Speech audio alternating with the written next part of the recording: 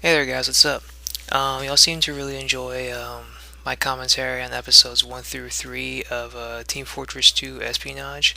So today we're going to talk about episode 4, which is A Cut Above.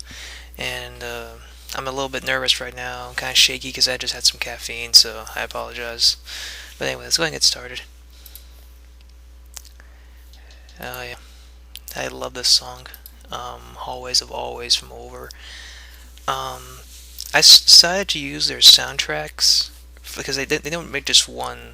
I didn't use just one CD. I used like three, five different ones. Um, Over after they did a large number of like music for a while, they started making stuff for like movies. They made like a trilogy of black metal records. One was half folk music, half black metal. The next one was just folk music, and after that, it's just black metal. And then they just start from there. They just kept experimenting and doing different things with their music. In this case, this is just a soundtrack for a movie called Perdition City. So that's where you hear a lot of the music from in this video.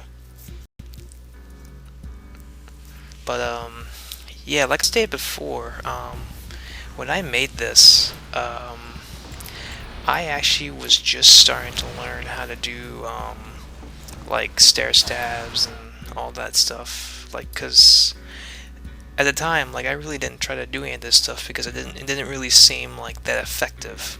Like it really didn't seem to be much else but being flashy. That's about it. And Cheshire Cat agreed on me on that one. But eventually, I learned how to use them. I learned how to do blind stabs, which are, in my opinion, the best kind of overhead stab you can use because most of the time people do not expect it, and very rarely can you actually pull off an overhead stab. It depends on the situation, the player you're going against, and how intelligent they are. It really just it's all about situation. That's really what it comes down to when it comes to trick stabs. But for this first part of the episode, I just kind of want to show off the angle at which backstabs work. And generally, what you notice is that for a lot of the stabs, you either, if you're on top of someone, you gotta be crouching and when you're looking down at their back, because the spy's reach does not go past his waist when you melee. So you have to crouch down in order to reach the target's back when you're coming down. You can pull off overhead stabs and aerial stabs without crouching, but I find it a lot more effective to just crouch anyway. It usually ensures the stab a lot more often, and I actually made a bind for that, which I'll probably show you guys how to make and a few other things later on. But yeah, I don't really use stabs that much anymore. I mean, every once in a while I use them, but most of the time I just use corner stabs and matador stabs a lot. For this video, I just kind of want to demonstrate a few things and just kind of, teach people how to do a few trick stabs and let them kind of go from there. A lot of these were kind of lucky, and someone kept telling me this is a face stab, but if you look and you watch the video, right there, I look directly at back. It's not a face stab. That could be considered a face stab, but really it's just a matter of lag compensation. He turned his back just before he shot me, so he technically the server would register as a stab. I did my mic there, I'm sorry. But generally, face stabs are just a product of lag compensation. True face stabs, anyway. Corner stabs and side stabs and all that, they look like face stabs on your perspective, but from the spy's point of view, it may look different, like way different. The only reason why it looks like a face stab on the victim side is because of how the game's field of view works and how it appears to the player. It's kind of how the view model and the FOV, how those settings work. things can seem to be a lot more closer than they actually are, or a lot farther away than they actually are. And yeah, after a while I just kind of didn't really use drop stabs, mostly because drop stabs, you kind of have to already know the path of the person, and you're just kind of quickly trying to get to that level of ground so you can get their back. For jump stabs, you basically just want to have a little more control in the air because you don't know where the target's going, and you want to have a little extra time to figure out where their path is, so you can eventually just descend onto their back or near their back.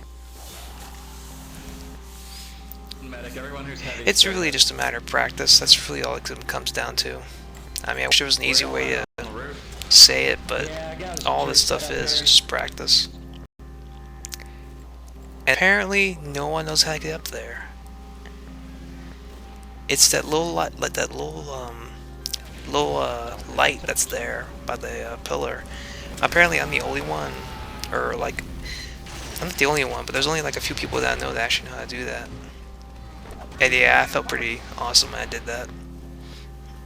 But yeah, like I said, like there's very few people who actually know how to get on top of that pillar and granary. And yeah, I call it slant stab, mostly because I kind of I didn't want to make say stair stab because that's just too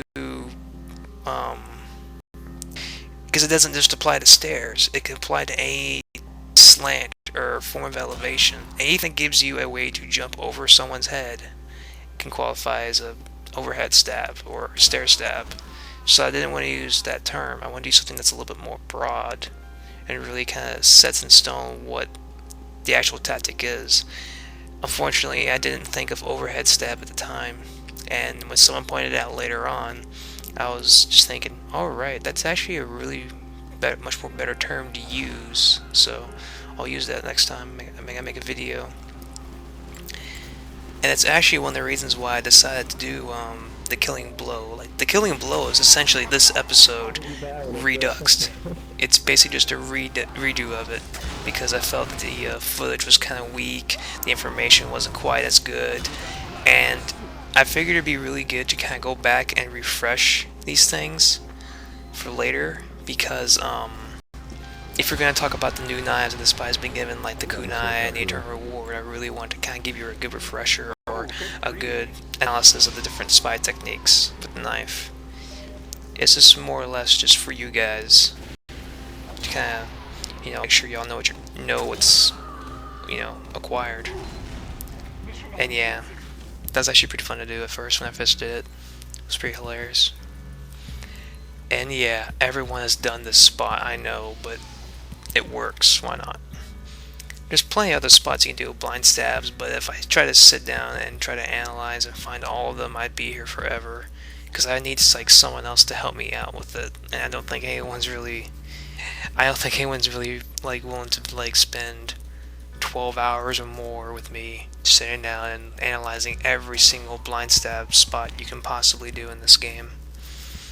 You just gotta experiment. That's all you really have to do, is just experiment and try different things. When I first talked to Pimpin', who was one of the guys that inspired me to play Spy, he was showing me all kinds of these spots on Badwater, and it was just kind of from there I just thought, you know what, I can't really show anything new because it's just there's so many possibilities, so I just go with the ones that I know I can do and show those, because it'll still get the point across, it'll still get the information across. And that's really just what it comes down to. It's just showing you all the information that you need to know. I could have done it in just a text video, but I find people pay attention a lot better if you show them a visual. Like, it's actually just a visual of what's going on. If you just make them read like a text out of a book, they don't seem as interested in it for whatever reason. I think it's just more a lot of people who play video games are more visual learners than liberal, as I put it. Let me, for instance, I'm a visual learner. I like to have hands-on kind of teaching Like, if you teach me how to do a math problem, you need to actually show me how to do it, not just tell me. Or like if you're trying to teach me how to program something, you gotta show me how to do it, not just expect me to know exactly what you're talking about. But yeah. Needless to say, at the time, I was just trying to get information together so I can show it to people who are trying to learn Spy. But this episode, I feel, is probably like it's not really worth watching anymore because I already done like a redux of it, and it covers the information a lot better in my opinion. And damn, I love that song. I really do love Hallways of Always. It's a really good song. And the entire album, Partition City, is really good if you haven't checked it out yet. But like, with this outro, I just kind of want to do something pretty epic and show off like all the things that I've managed to do in my free time. Because that's really all this is just free time, Not really playing a team. I could play Team Fortress 2 professionally if I really wanted to, but I don't have the time to do that. I'm too focused on college and trying to, make a life for myself. So, it's a good hobby though, regardless. Because if game design doesn't really work out for me, I still have video editing to fall back on. And maybe I could become a director later on in my life. Who knows? But yeah, that's episode 4. If you haven't watched it, you're not really missing much. If you watched The Killing Blow, you pretty much know what to expect from episode 4 of Team Fortress 2 Espionage. But for what it was at the time, it was still a pretty decent episode. It wasn't too bad. It was actually a lot better than episode 3 in my opinion. So yeah, thanks for watching, and I hope you all enjoy this. See ya.